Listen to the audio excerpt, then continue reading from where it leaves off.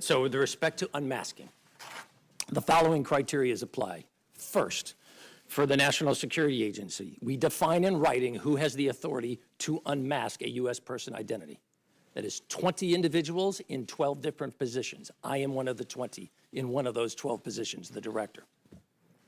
Secondly, we outline in writing what are the criteria that will be applied to a request to unmask. In a report, and again, part of our process under 702 to protect the identity of U.S. persons as part of our minimization procedures, when we think we need to reference a U.S. person in a report, we will not use a name. We will not use an identity. We say U.S. person 1, U.S. person 2, U.S. person 3.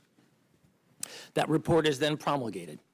Some of the recipients of that report will sometimes come back to us and say, I'm trying to understand what I am reading. Could you help me understand who is person 1 or who is person 2, et cetera? We apply 2 criteria in response to their request. Number 1, you must make the request in writing. Number 2, the request must be made on the basis of your official duties, not the fact that you just find this report really interesting and you're just curious. It has to tangibly tie to your job.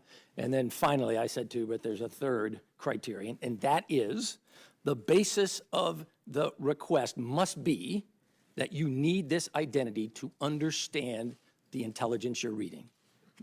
We apply those 3 criteria. We do it in writing, and one of those 20 individuals then agrees or disagrees. And if we unmask, we go back to that entity who requested it, not every individual who received the report, but that one entity who asked for us. We then provide them the U.S. identity, and we also remind them the classification of this report and the sensitivity of that identity remains in place. By revealing this U.S. person to you, we are doing it to help you understand the intelligence, not so that you can use that knowledge indiscriminately. It must remain appropriately protected.